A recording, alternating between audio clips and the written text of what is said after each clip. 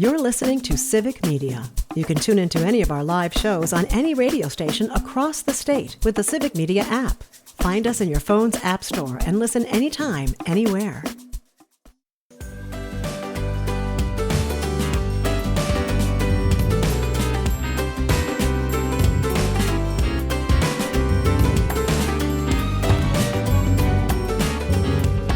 Live across Wisconsin on Civic Media, you're listening to Mornings with Pat Kreitlow, powered by Up North News. Now, from our Lake Wissota studio, here is the founding editor of Up North News, Pat Kreitlow. Hey, good morning. It is 7:06. Nice to have you back here up north on a Thursday morning, September 18th, 2025. Parker Olson is producing this shindig down in Madison Studio A2. Meteorologist Brittany Merlot is standing by. So is Trevor Young, a candidate for state senate in the Racine area. We'll talk about his campaign coming up in just a bit. And after 7:30, we will talk to Dr. Kelly Snooks, a pediatrician who is now doing a new video series for Up North News. You can find it on all of our social media feeds, and in her newest installment, all about what vaccines actually are and what vaccines actually do. So the doctor is in. The doctor's in your phone. You can call up these videos on the Up North News social media pages any old time. And again, we'll talk to her at 7:35. You can also sign up for our daily newsletter at upnorthnewswi.com. Click subscribe up in the top banner. But there's somebody else that's in the newsletter business, and that would be Civic Media. They have a new daily newsletter filled with links to show highlights and more. And theirs is on Substack. So if you go to Substack, I'm sure you can search for Civic Media Today, or just put in this address, civicmediatoday.substack.com, and get signed up for their newsletter as well. Let's bring in meteorologist Brittany Merlot now to talk about a somewhat rainy morning, depending on where you are. Brittany, looking at the radar here, it's like all these little splotches around Shawano-Tigerton, around Crandon, around Phillips, somewhere down there near Prairie du Chien. So, I mean, it's not certain at all whether you're going to get rain or not at this point this morning, right? No, it's really not. I got to be transparent with you. This weekend and the rain and who's going to get it and how much is kind of up on the air at the moment because we've got just a really big complex system moving through. So it's really hard to forecast. So what we're looking at this morning is it's about 60 degrees all throughout the state, low to mid upper 60s out there. Spotty showers mainly north this morning as a front is draped across, but that is going to be dropping south through the state today. And then we've also got a low pressure system itself inching closer and closer, expected to move in on Saturday and Sunday, potentially bringing some heavy rainfall to places.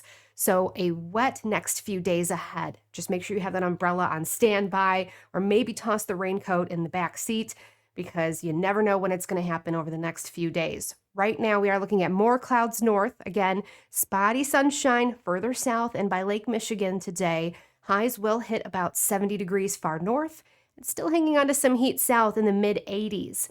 And we are looking at more storms sparking up this evening, probably after 5 o'clock or so. Those are going to be widely scattered and then become more numerous as we go through the overnight. I do think it's going to target more north and central in the state before it starts to move south later on into the weekend. So tomorrow it'll be mostly cloudy. It'll become breezy as well. Highs still hit 70 up north, 80 down south, and more showers and storms into the afternoon and night. And then it really ramps up, like I said, into the weekend. Highs will drop to about 65 north and stay at about 80 south for the weekend. So another way to put it is thoughts and prayers to Jeep owners everywhere who have to keep the top up, have to keep the doors on. I suppose for campers and everybody else too, but mostly for Jeep owners. Mostly for Jeep, I know. Brittany and I, we Way to want single yourself out, guys. Yep, we want the open air driving. It's just going to have to wait. Things are a little too spotty. Thank you, Brittany. Appreciate You're it. welcome. All right. Hey, let's turn right into the 2026 campaign because it's been a busy week. We had two different candidates for governor announce. We had State Representative Francesca Hong here on the program yesterday. State Senator Kelda Roys announced her candidacy on Monday, and she will be here on our show next Monday morning to talk more about her run for governor. We had Corinne Hendrickson on yesterday, breaking the news officially that she's running for state senate over in southwest Wisconsin. And now we have a state senate candidate in southeast Wisconsin to introduce to you. His name is Trevor Young. He is a former member of the Racine City Council and is running for the seat currently held by Republican Van Wangard. Trevor Young, how are you? Good morning. Pat, I feel good. It's an honor to be on your show. Thank you. Well, it's nice to have you here as well, running in the Racine area 21st Senate District. And so let's talk a bit about your own story getting to this point, and then we'll talk about the race itself. But and for folks on the radio, his last name is spelled Jung, and you can learn more at trevoryoung.com. Again, trevorjung.com, and learn about his state Senate campaign. But tell us first a bit about yourself. Sure. Well, I'll start at the beginning. So I was actually born halfway across the world, and I was adopted from an orphanage in Russia when I was 2. And so my dad, who's a 4th generation Racinian and small business owner, raised me and made a life in Racine. And as a product of the public schools and my neighborhood, I grew up with this real sense of gratitude. Wow, life could have been a whole lot different had my dad made a different choice. And so being so grateful for my family's love and also so grateful for my community, I grew up with a sense of wanting to give back. So went off to university to study urban studies and urban planning because I thought, what can I do for my hometown? These are local, issues that we can address. There's a lot of potential where I'm from. And so I came back after university and ran for city council. So served 2 terms on the city council, elected twice, and then was hired on to the city to be the transit director because a passion of mine is transportation, making sure people can get to where they need to go, doctor's appointments, work, school, because mobility really equals freedom, making sure that people can be self-reliant and support themselves and their families. So we've done a lot of really exciting things in Racine, but I've also seen how the state, instead of being an ally in good work and making sure people can support themselves and have that independence, has been an adversary in gutting shared revenue, which is state support for local government, going after public education, making it harder for urban and rural school districts to be able to get the resources that their students need to be able to have the skills to grow up and contribute. And so what's inspired me is that I want to see Southeast Wisconsin be a real destination where people who are skilled can make a life here, and then people who are raised here and have quality education can stay. We're talking to Trevor Young, a candidate for state senate in the Racine area, and it's very interesting that you mentioned the transportation issues, because while Van Wangard is the current senator for that area, the previous senator, John Lehman, I served with him, years ago. And one of the things that John Lehman and I and other legislators were working on were these regional transit authorities in ways to enhance regional transportation, to make the different modes more in sync, trains and buses and everything, rather than just trying to, pave our way to less traffic, which is never going to be the full answer. So all these years later, with former Governor Scott Walker killing the train system, and Republicans still just going full in on cars and nothing but cars. It's interesting that you're still tapping into a public sentiment that says we need a more comprehensive transit solution. Absolutely. I mean, if you're, I remember that there was a political slogan that said open for business. And if you're open for business, you need to invest in multimodal transportation, because if you want to attract the next generation of skill, which then brings about major employers to say that they want to locate in your community, that's going to take more than just one type of transportation option. I mean, this is about options, whether it's public transportation, whether it's passenger rail, whether it's, in your own vehicle. We need to make sure that all of these systems work, because that's what makes the region most competitive. I'll tell you a story. So we're right between Milwaukee and Chicago. That's the 3rd largest economic region in the United States. That's the 10th largest economic region in the world. Yet the city where I hail from, Racine, struggles with stubborn poverty and unemployment. And that's because we're the largest city furthest away from an interstate highway. And so for us, even though we're in the heart of this economic region, we need to do a better job connecting our residents and folks who live in District 21 to opportunity within the corridor. And so, that's a all hands on deck moment for us to get the answer right so that we grow Southeast Wisconsin. It's been clear from the remarks made by Van Wanggaard, who has not yet officially stated if he's going to run for another term or not. But I mean, it is the usual playbook. You are a Madison, California liberal, raising taxes, boys and girls locker rooms, more San Francisco than Milwaukee. I'm not seeing anything original here. So I'm guessing you're probably prepared for all of these talking points and more that are going to come up during the campaign. Yeah, I imagine that statement was crafted well before anybody announced they were running for this seat. So I've never lived in Madison. I've never lived in San Francisco. I've always lived in Southeast Wisconsin, whether it was going to UW Milwaukee for my undergrad or always, living in Racine. And so I think that this campaign is going to be a lot different in terms of tone. If they're going to take the tact that insults and, following national partisan narratives is the way that they're going to address issues. What we're going to do is talk about issues like affordability, good paying jobs, making sure that those who are the most vulnerable have the services that they deserve, making sure that, again, local governments have the resources that they need. That's a huge element of public safety. Our police and fire departments are all municipal employees, so we have to make sure that we're providing safe, thriving communities. And that's what our campaign is going to be focused on. So that will be the big difference. And of course, now Wisconsin has fairer maps instead of the gerrymandering that essentially drove John Lehman out of that seat. So the 21st district now is some of the north side of Racine, Caledonia, Raymond, parts of southern Milwaukee County, including Greenfield, Franklin, and Hales Corners. So talk to me about the winnability of that district for a Democratic candidate like you.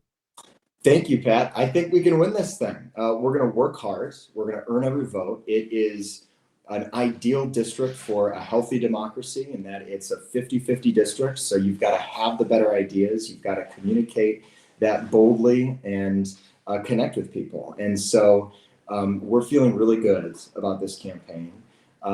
Governor Evers won the district. Senator Baldwin won the district. All of the judicial candidates in the last several cycles have won overwhelmingly in this district. President Biden won this district. Vice President Harris won this district. So we feel really good about this. It's always going to be tight, and you're going to have to work hard. But I think that the wind is at our backs, and we're going to have a positive campaign focused on the issues that people care about. And then finally, of course, we've got to talk about the how did Van Wanggaard put it? I will not make my opponent's youthfulness and inexperience an issue in this race. This actually sounds more like a passing the torch moment. I mean, in terms of folks of your generation being willing to step up and not just have the apathy that, say, my generation had at your age. Yeah, no, that statement even echoed, I think, Ronald Reagan about Walter Mondale. And so if we're talking about a different generation, we're definitely deciding on a new way. So the old way hasn't worked. Austerity, defunding our public services, defunding public schools, a race to the bottom so that we fight for scraps outside of Madison. That has not worked. Wisconsin is the third most left, or the bottom third of states where people are leaving. And that's not right, because we have beautiful natural amenities and we've got great communities. And so a better vision means a winning campaign. That's right. All right. To learn more about Trevor Young, TrevorYoung.com, and over at Facebook, look for Trevor Young for State Senate. Trevor, great to meet you. Safe travels. Thanks for stopping in and telling us a bit more about your campaign. Yeah. Thank you, Pat. I appreciate it. All right. We appreciate you stepping up and running like that and for visiting with us today. Dr. Kelly Snooks is still coming up. I'm Pat Kreitlow. This is the Civic Media Radio Network.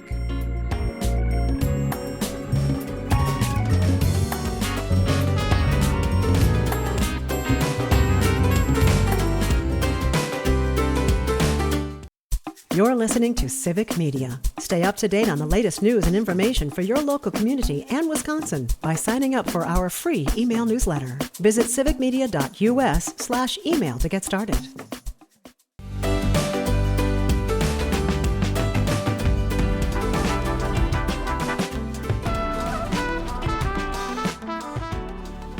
The Milwaukee Brewers were winners yesterday over the Los Angeles Angels. 9-2 was the final. Brandon Woodruff looked good, pitched 5 innings, gave up only 2 hits and 1 run, 9 strikeouts. Sal Frelick hit a 3-run homer. Blake Perkins had a career-high 5 RBIs. And the two teams will face off one more time. The third and final game of the series is this evening at American Family Field, 6:05. The pregame coverage begins on several Civic Media radio stations. Well, I've made it this long, but we couldn't resist or stay away from the trouble. I mean, the seriously constitutional trouble that is Congressman Derek Van Orden. And I really have to tip my cap to my old colleagues at WEAU Channel 13 in Eau Claire, because I have picked on them. I have picked on channels 18 and 19 in Eau Claire and La Crosse. I have picked on WKBT Channel 8 for their coverage of Derek Van Orden, which has been over the past 2+ years pretty soft when it comes to just covering, when he shows up on a farm and tours the farm and gets to talk about how, I'm just here fighting for the farmers, when there's nothing in his record that indicates that. And there's been very little said about his belligerence and frankly, conduct unbecoming a congressman.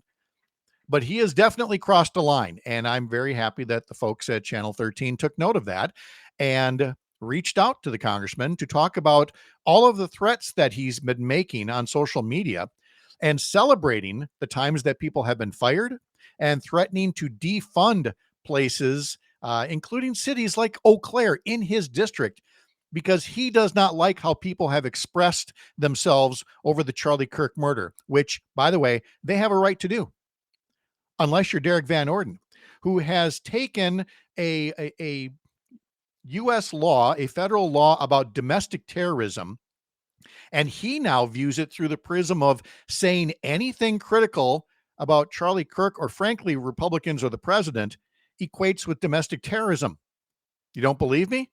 Give a listen to this bit of an excerpt from the WEAU 13 News report, talking to Derek Van Orden and trying to start by asking him about all these posts from people who were expressing opinions. But that in and of itself is not threatening language. That is not domestic terrorism. But listen to how condescending Derek Van Orden gets with the reporter about that.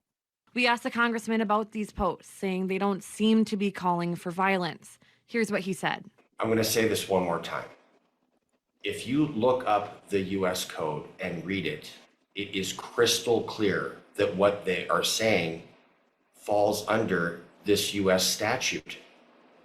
So it's a little frustrating when I have clearly intelligent people like yourself who can read, that you don't do your homework before you conduct this interview.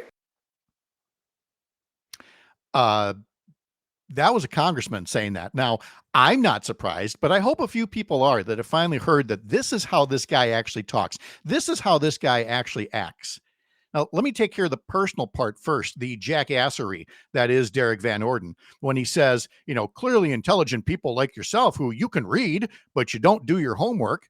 I mean, apart from that being a jerk move, the premise on which he bases those insults is completely flawed. And of course, note how he can't defend it. He just says, well, if you read the code, it is crystal clear that what they're saying falls under this statute. And the reporters ask him again and again to connect the dots. What is it about this language in this statute that indicates that this is somehow against the law, that this is somehow threatening behavior, that this is somehow, providing resources for terrorist acts rather than a mere expression of opinion? And he can't do it. He can't do it. He's asked repeatedly. And if you go to another clip of the interview where Bob Gallagher is trying to get him to clarify his statement, he just talks over Bob. Again, this is part of the Ron Johnson, Donald Trump, J.D. Vance school, is you just talk over the person so much that they finally give up trying to ask the question. But they don't answer the question. They know the question that's being asked of them. Prove that this is somehow actual threatening behavior, much less domestic terrorism. And they can't do it. But they've got power right now, and they're using it. Again, when Derek Van Orden uses social media to insult and belittle people, well, that just makes him a jerk. But He's a member of Congress. He's part of the government. The First Amendment says the government shall not infringe on freedom of speech. But that's what he, as part of the government, wants to do. And he does not like being called out for it. But he's got the power.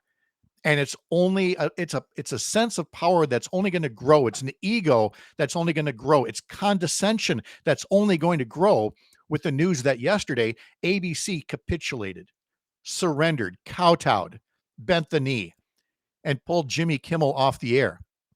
By the way, not for something he said. Do not fool yourself into thinking that ABC pulled him for the specific thing that they say that he said. Now, we could talk about the remark. I'm not going to. You go look at the remark and you look in there and you see, again, what is it that is so over the line that it's worth even a day's suspension, much less being pulled off the network indefinitely. It's not about what Jimmy Kimmel said. It's what Brendan Carr, the head of the FCC, a Donald Trump loyalist, said in threatening ABC, and prior to that, threatening CBS, and prior to that, threatening other media. The head of the FCC, which licenses broadcast stations right now, is not in any way, shape, or form independent or looking out for the freedom of broadcasters and their First Amendment rights to share expressions in the arena of ideas. Brendan Carr, Donald Trump, J.D. Vance, Derek Van Orden, and others are in the business right now of trying to silence critics through intimidation, through prosecution, through fear, and through falsehoods. And corporate America just gave up again with another late night comic. And they're not going to stop there until more people, including the people at some of these corporations, finally begin pushing back and standing up for themselves and for our Constitution. I'm Pat Kreitlow. You're Up North.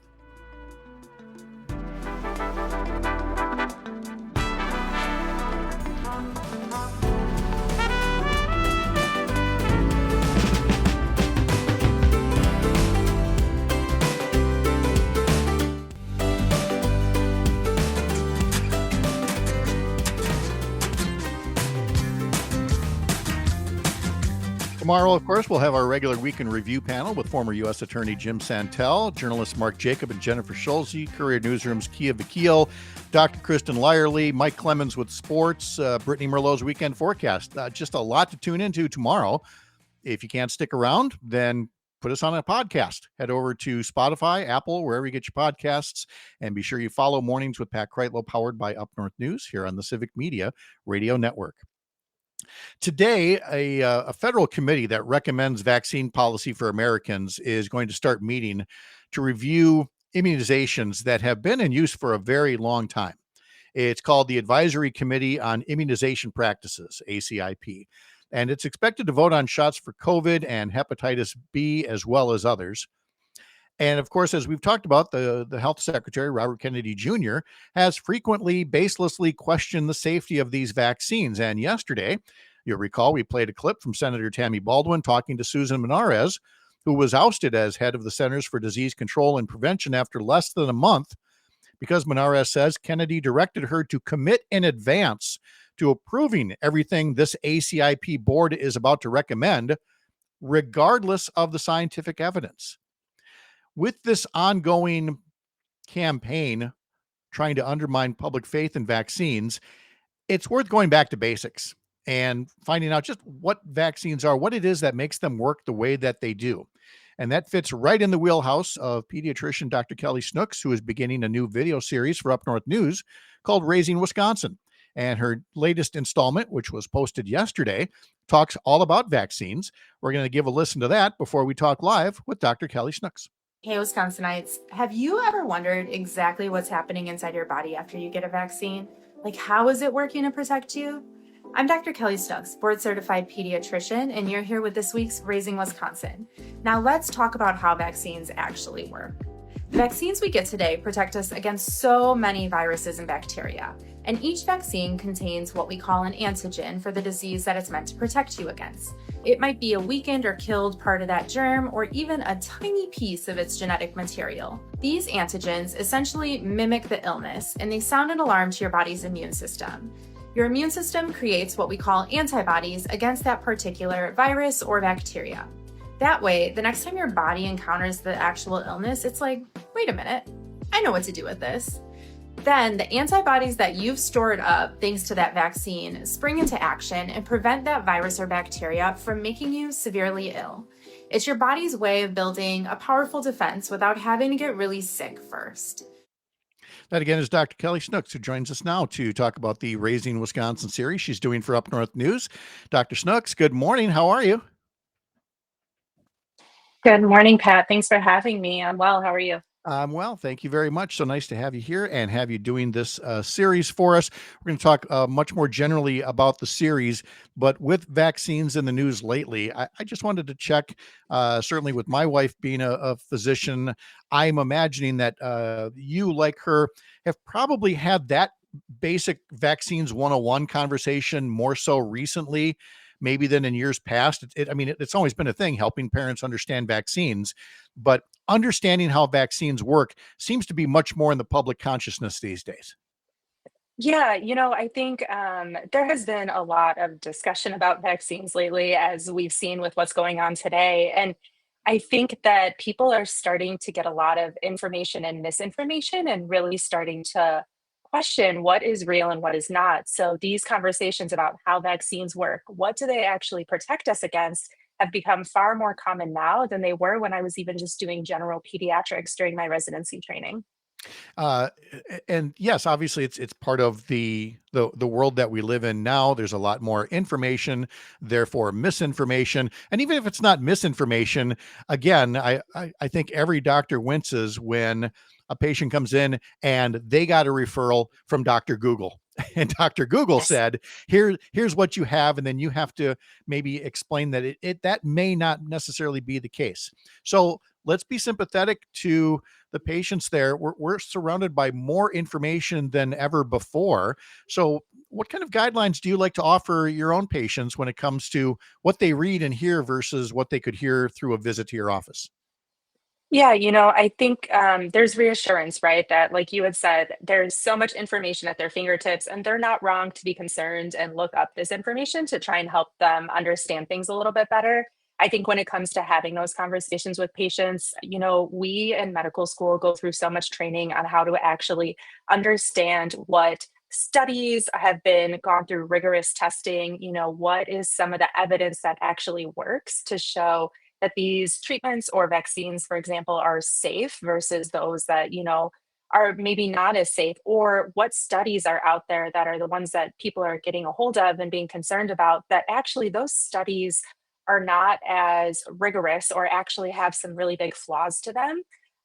So, I think it's just that reassurance that you're okay to look this stuff up, but let's kind of go over what is the actual evidence behind these treatments or recommendations that we're giving you. Yeah, exactly. And go through it together, go through the information because, and this is the awkward part to bring up, but it certainly reminds us of the early months of the pandemic.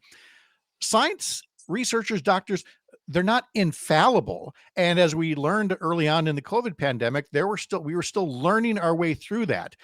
But that's not the same as being uninformed. It's simply taking you where the science takes you to next. And so less listeners are saying, oh, there goes another physician and another physician spouse with some kind of a, superiority complex or whatever. No, there's still things we don't know out there. But the alternative is not to just go based on innuendos and rumors and things like that, right? Right. One of the things that I think we call ourselves in medicine is lifelong learners, because medicine is constantly evolving. But the reason that it's evolving is because, science has advanced so much over the past couple of centuries. I actually talk about that in one of my past videos, but the way that science is evolving, the way that these studies are going on, we are also learning, and our recommendations might be changing because of new evidence that we have learned from new studies or new treatments that are out there. We're talking to Dr. Kelly Snooks. She's a pediatrician and is doing a video series for Up North News called Raising Wisconsin, which leads to this question. Doctors are busy people. You guys have been studying forever. You work in these long days. And now you're doing a video series, and you've been making videos on the internet for some time now. You're not the only doctor doing it, but can you talk to us about why you decided to get onto social media to start bringing these information to folks when, you could have just sat in an office with a clipboard all day, but you've decided to be more proactive. What motivated you? Yeah, I think social media is a tool that you realize that you can reach so many people. I am a pediatric intensive care unit doctor, so I am seeing really sick kids, and a lot of what I'm seeing is actually preventable. So one of the first ways that I took to social media was actually for gun violence prevention because of what I was seeing at the bedside. And I think social media is one of those unique tools that can bring people together to connect, but then also has this reach that you can't even imagine, like how far your videos are actually going and being seen. And I think it's another way for us to just spread information and awareness about what is going on in the world, what's going on in public health. And as a pediatrician, public health and almost all these policy changes actually impact child health in a way that I don't think people can maybe understand or see. So it's my goal to kind of break that down and say, hey, here's what's actually going on, and here's how this can actually impact children. What kinds of things would you like to emphasize in the Raising Wisconsin series? Things that either you've already done to start the series or things that you hope to do in the near future? Yeah, so things that we've already done. So we have a few videos that are already out. One is just about like traveling safe during the summer. People are hitting the road, they are flying, airplanes are full of germs. So, how do you stay safe when you're flying? And then also, the history of vaccines is another one that's been out there. So, where did vaccines come from in the first place? We go through the details of the overlap between the cowpox virus and the smallpox virus back from the 1700s. So we go into detail on that. And then the one that you had just recently played about how vaccines actually work. It's not going to be all about vaccines. We're also going to cover other topics as well. Seasonal allergies will be coming up, how to stay safe in the car as far as car seats and safety go, bug bites, things along those lines. So everything from general health and wellness about children to some of the stuff that's going on. And I would like to know what other people want to see too, really addressing viewers' comments to try and get on those topics. Yeah, that's been a real focus of the videos is inviting people to share their own questions that can be addressed later on in the series. Dr. Kelly Snooks is with us. Tell us a bit about your own background and where you grew up, what led you to become a physician and go to med school. Yeah, so I am originally from the south side of Chicago. Grew up a little girl that I think just was, that basic. I think I want to be a doctor when I grow up, and I stuck with it. I chose pediatrics and did my pediatrics training on the south side of Chicago because, children really don't have that much impact on their health in the future. A lot of the decisions that we make as an adult impact how they end up in the future. And I think that as a pediatrician, we have that unique ability to advocate for our patients to ensure that they can live healthy and fulfilling lives in the future. So that's why I chose pediatrics and went through that. I did medical school and my pediatrics training in Chicago, and then came up here to Milwaukee for my ICU training and have been here ever since. So yeah, that's why I kind of went that route. And in working as a pediatrician, and you talk about the things that you've seen in the ICU, and so many times they are preventable. And we did, again, share some of the audio from people who, including the former chief medical officer of the Centers for Disease Control, Dr. Howery. And the soundbite concluded talking about, how many more children are getting the measles and sometimes getting complications and sometimes dying unnecessarily, and that we're seeing that uptick. And we're in a state here in Wisconsin, which I think would shock a lot of people, that when it comes to measles immunizations heading into kindergarten, our rate is low enough now that it doesn't meet the standard for what's called herd immunity. So can you talk a bit about just measles and kids and getting up to date on those vaccinations and the danger if that vaccination rate sinks as low as it has in Wisconsin? Yeah, so I mean, I think since the time that I've been in Wisconsin or in Milwaukee, and that's since 2018, we've had already two measles outbreaks. And like you said, our vaccination rates are really low in Milwaukee, below that herd immunity. Basically, that herd immunity rate is that enough people are protected against measles that if one individual were to get the measles, the rest of the community is protected enough that we will likely be able to overcome that and we won't see a large outbreak. Measles can be very scary when children get it. It can cause, brain damage and ultimately death from that measles virus. And that's why we emphasize so much those kindergartners, and actually even younger, you get it at 1 year, to start getting that measles, mumps, and rubella vaccine to protect themselves against these severe illnesses that they can get. And the risk is actually to those that are even younger. So if you think about the children that are under 1 that haven't been immunized yet against the measles, mumps, and rubella, those individuals are even more so at risk because when we don't have that herd immunity, then they also don't even have the chance to get themselves vaccinated yet. There are some unique circumstances, so I recommend everybody talking to their pediatrician about that if you're under a year old and want to get your child vaccinated against the measles. Absolutely. And again, for more, you can check out the Raising Wisconsin video series on the Up North News social media feeds, and send in your questions as well that Dr. Kelly Snooks can use for a future video installment. Kelly, it's great to talk to you again. Thank you so much for all you do. Have a wonderful day. Thank you so much for having me, you as well. All right. Good to have you here. Coming up in our next hour, we will talk to Sean O'Malley about your money and the markets and what does it really mean that the Federal Reserve lowered interest rates a little bit yesterday as the economy sits on the verge of stagflation. Plus, Joe Zepecki and more. I'm Pat Kreitlow. This is the Civic Media Radio Network.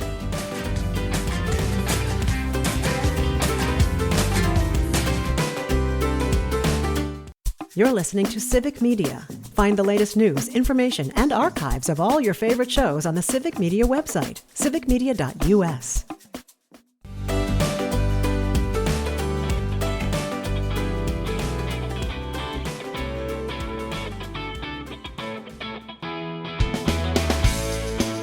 Well, it's another busy day of quality programming across the Civic Media Radio Network. Let me tell you about it. And I'm going to work the other way this time. I'm going to start at the end of the day and work my way up. Actually, it's going to be completely disjointed, and you'll see why. But Nightlight tonight with Pete Schwaba includes the Popcorn Pick of the Week with writer Victoria Davis. Mike Clemens will be along to talk about sports. On Maggie Dawn's show this afternoon from 4 to 6, at 4:35, she will be talking to Robert Benson, who is the Associate Director for National Security and International Policy at the Center for American Progress. Matt and Air on Air follows this fine program from 9 to 11. Jane Matnair and Greg Bach will be talking to former U.S. Attorney Jim Santel at 9:35 this morning. And at 10:35 with J.R. Radcliffe, Journal Sentinel sports reporter. So again, that's Matt and Air on Air from 9 to 11.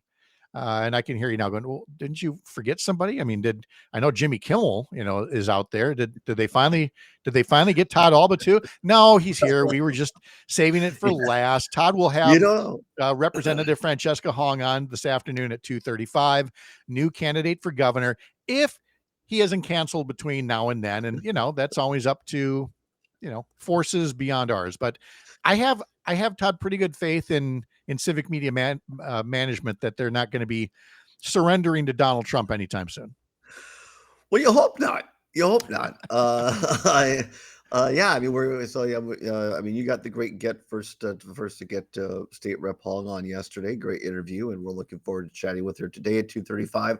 And then at 3:35, Keegan Kelly of Cracked.com, who was just on a few weeks ago talking about the cancellation of Colbert, is back today to talk about the latest situation with Jimmy Kimmel. And I know you talked about earlier in the show, so I don't need to rehash all of it, but That's okay. It was 6 o'clock in the morning. Yeah, we a few people have been awakened since that time, and I told you off air. I said it and jokingly about I didn't think I'd be in the business of defending Jimmy Kimmel because I would be much more likely to watch Stephen Colbert, or sometimes Jimmy Fallon if I don't want anything controversial at all to be said.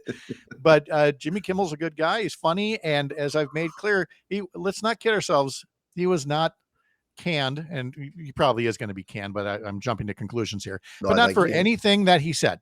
Not for anything that he said. Right. And Donald Trump gave away the game with a tweet afterwards that called on NBC to fire Seth Meyers and Jimmy Fallon. Again, without pointing to anything that they said. They're just trying to turn everything into, if not state-run media, then media that is afraid of the state. Well, this is right out of the playbook, and our friend Trivia Olson can speak to this, but it's right from Viktor Orban, and where you get rid of dissenting voices, not because they're inciting violence, but because they're challenging the authority of the people in elected office. And I think it's really, really dangerous. I saw the Jimmy Kimmel clip for which he was allegedly suspended over for. He didn't say anything that I literally played part of the clip myself on our show last week, the part where Trump was getting ready to go off to Europe. And one of the Fox reporters, I believe, said, "Mr. President, sorry for your loss, about your friend Charlie Kirk. How are you doing?" And with a smile on his face, he said, "I think I'm doing well. And by the way, right over here is the new ballroom that we're doing." Yeah. And so Kimmel played that after he said, look, MAGA is trying to do everything they can to get this shooter, convince people they had nothing to do with MAGA. There's nothing, in my opinion, disrespectful about that. Kimmel was simply putting the truth out there, and it's very dangerous times, in my opinion. As you said, now he's calling on Fallon and Seth Meyer to go as well. Right. I do think. I mean, you've been in broadcasting, Pat. You've sat behind the anchor desk at EAU in Eau Claire. I think civic media is licensed, because here's the thing: people like broadcast television, ABC, NBC, CBS affiliates, and radio, commercial over-the-air radio stations have to be licensed by the FCC. Places like MSNBC, cable does not, or podcasting does not. I don't think it's out. You tell me, Pat. Are we reaching the point where, as we reach a new gubernatorial election, and shows like you and mine on this network are rightfully critical of MAGA people in office or running for office, and just for craps and giggles, they go to the FCC chair and say, get rid of civic media? And they threaten all the broadcast licenses of this network. Well, and if not threaten the license, then go to either owners or investors. Again, in the case of Kimmel, is that you had these two big groups like Nexstar and what's the other one, Sinclair, and these have ownerships that are equally in bed with Donald Trump, and so they're the ones who are making these decisions. I'll say this much about licensed outlets like these: because of the time we live in, they can try to come after licenses.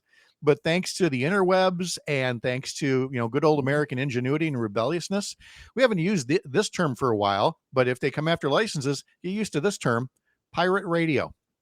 Yeah, you're going to see. I'm not if they laughing, come after as license, you see. You're going to see unlicensed stations popping up and internet stations that are popping up. If they think they can somehow silence dissent through this campaign of intimidation and legal maneuvers, they're sadly mistaken. And you can just feel the votes trickling away in 2026 as more moderates see this and go, hold on, I'm no Democrat, but I'm also not a fascist, and we're not going to be doing this. We're not going to be, pulling people's broadcast licenses for just being opposed to the ruling party. That's not how it goes here in America. No better person I'd like to be on a pirate radio pontoon boat with in Lake Wissota than Pat Kreitlow. That's right. It's Kreitlow and Allball pirate pontoon radio from Lake Wissota in the future. I don't know. I've seen what Trump and JD Vance like to do to boats. Yeah, I mean, granted, they're coming from Venezuela, but I don't know. They might do. They could try that on Lake Wissota. Let me workshop this. See if there's a appropriate place where we can put the pontoon. Thank you, Todd Alba. I got here in your Brewers playoff gear, a Meredith on Facebook saying, or YouTube saying, Todd's so fancy in the morning.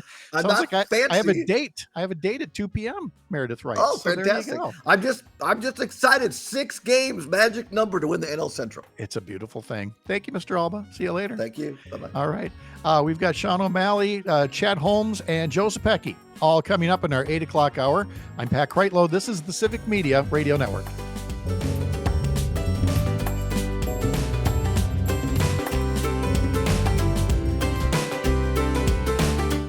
The national news cycle never stops, but it can be hard to find news about your local community. Civic Media is dedicated to providing quality local and state news coverage across Wisconsin. With the Civic Media app, you can get notifications about local stories that matter to you and your community. Find the free Civic Media app in your phone's app store and choose notifications from the menu to tell us what kind of news you want to hear about.